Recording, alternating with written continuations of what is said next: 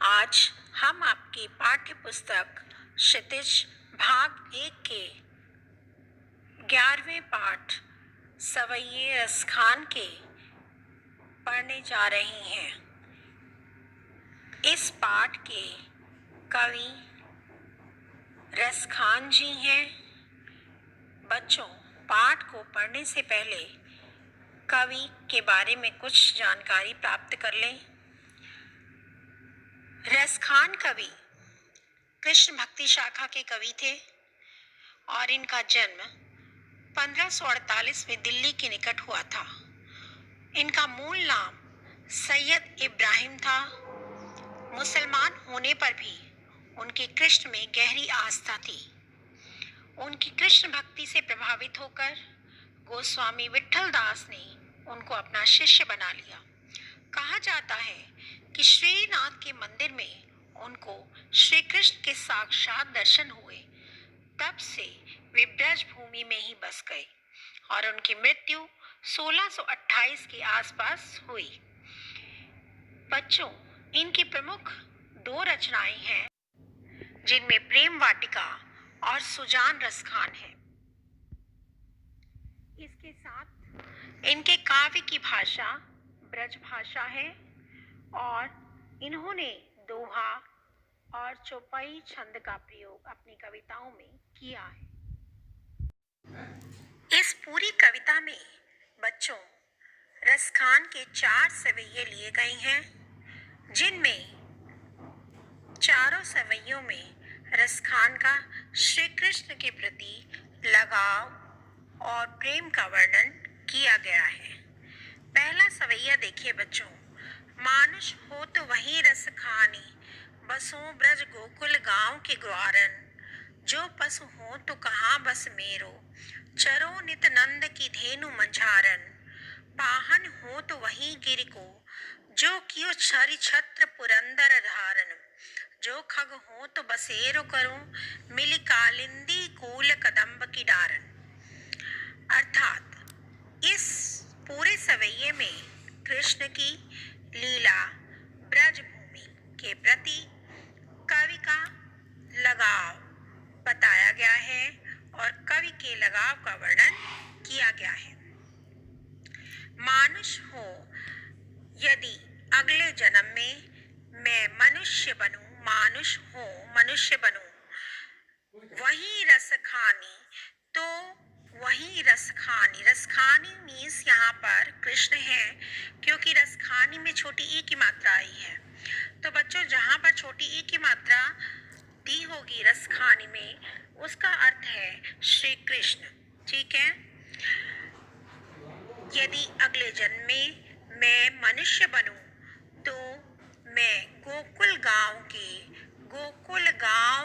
ग्वारन, गोकुल गांव वालों के बीच में, ग्वालों के बीच में निवास करूं। बसों मीन्स निवास करूं। जो पशु हो तो यदि मैं पशु बनूं, कहाँ बस मेरो, इसमें मेरा कोई वश तो है नहीं। मैं पशु बनूं या मैं इंसान बनूं या मैं कोई पत्थर बनूं, ये मेरे बस में नहीं है। और यदि मैं पशु बनता हूँ, कहाँ बस मेरो, तो इसमें मेरा कोई वश नहीं है। तो मैं क्या करूं? नित्य नंद की धेनु मंझारन, नंद बाबा की नित्य प्रति, नंद बाबा की गायों के मंझारन मीन्स बीच में चरूं। पाहन हो तो वही गिर को, जो कियो हरि छत्र पुरंदर धारन। और यदि मैं पत्थर बनूं, यदि मेरा जन्म पत्थर के रूप में हो, तो मैं वही गिरि को, उसी पर्वत का पत्थर बनूं जिसे हरि छत्र, हरि मीन्स इंद्र ने छत्र के रूप में, जिसे इंद्र के भय से, पुरंदर मीन्स इंद्र, हरि मीन्स श्री कृष्ण, छत्र मीन्स छत्र, धारण मीन्स धारण करना, जिसे इंद्र के भय से श्री कृष्ण ने अपनी उंगली पर उठाकर धारण किया था। जिसे श्री कृष्ण ने अपनी उंगली पर उठाकर लोगों को इंद्र के प्रकोप से बचाया था। जो खग हो तो बसेरो करो। यदि मेरा जन्म खग मीन्स पक्षी के रूप में हो, यदि मैं पक्षी बनूं तो मिली कालिंदी कूल कदम्ब की डारन। बसेरो करो, बसेरो करो मीन्स निवास करूं। कहाँ निवास करूं? कालिंदी मीन्स यमुना नदी के किनारे कदम्ब के पेड़ पर मेरा बसेरा हो, मैं निवास करूं। यमुना नदी के कूल मीन्स किनारे, तट पर, कदम्ब की डाल पर मेरा बसेरा हो, मैं निवास करूं। यमुना नदी के कूल मीन्स किनारे, तट पर, कदम्ब की डाल पर मेरा बसेरा हो, मैं निवास करूं। तो बच्चों इसमें काली कदम्ब की डारन का वर्ण की आवृत्ति है और क वर्ण के बार बार आने के कारण यहाँ पर अनुप्रास अलंकार है। दूसरा बच्चों यहाँ पर भाषा जो है ब्रज भाषा का बहुत ही सरस और मधुरता के गुणों के साथ प्रयोग किया गया है। तीसरा यहाँ पर जो छंद है वो सवैया छंद है। कौन सा छंद है बच्चों? सवैया छंद। अगला सवैया देखिए बच्चों, या लकुटी अरु कामरिया पर राज तिहु पुर को तज डारो, आठों सिद्धि नवों निधि के सुख, नंद की गाय चराए बिसारो। अब यहाँ पर श्री कृष्ण से जुड़ी वस्तुओं के प्रति प्रेम प्रकट करते हुए कवि कहता है कि या लकुटी, लकुटी मीन्स लाठी, कि जिस लाठी और कामरिया मीन्स कंबल, जिस लाठी और कंबल को लेकर श्री कृष्ण कहाँ जाते थे? गाय चराने के लिए जाते थे।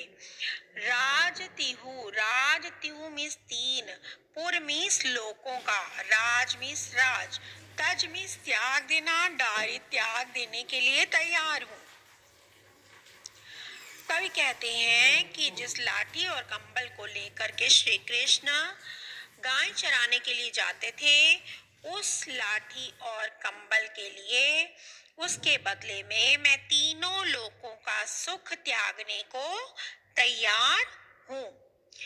आठों सिद्धि, आठ सिद्धियां, नौ निधि के सुख, नौ निधियों के सुख, आठों सिद्धियों और 8 तरह की सिद्धियां होती हैं बच्चों और 9 निधियां होती हैं। 9 तरह की निधि मीन्स खजाने होते हैं।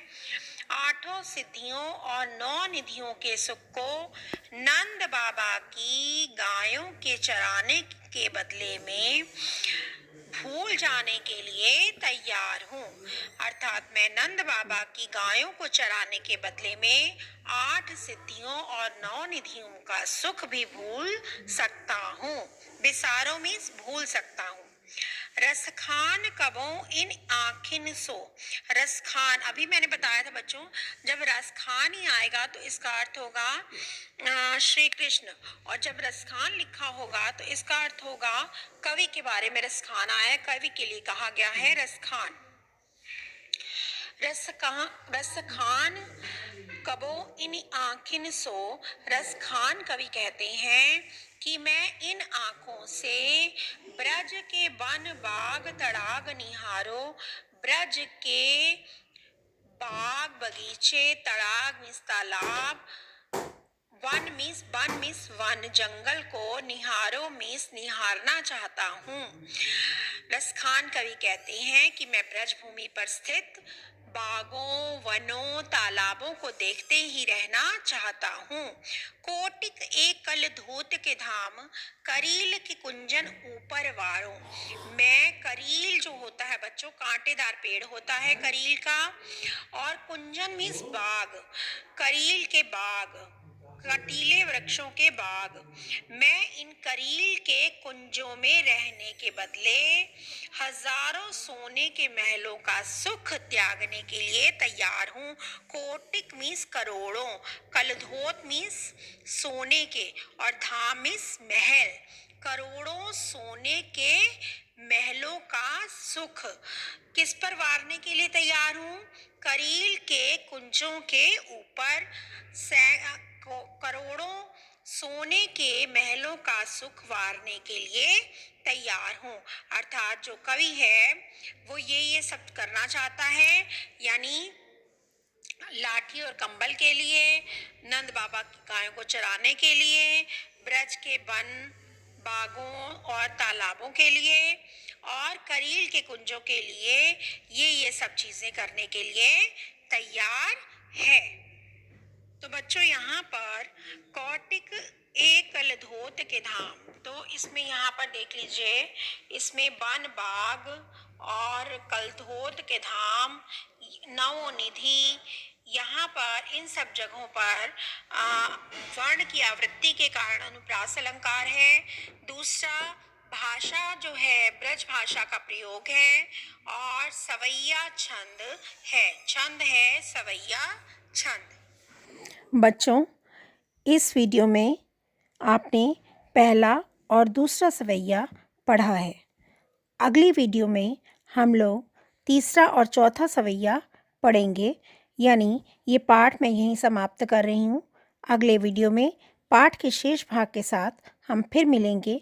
तब तक के लिए मैं आपसे विदा लेती हूँ। धन्यवाद।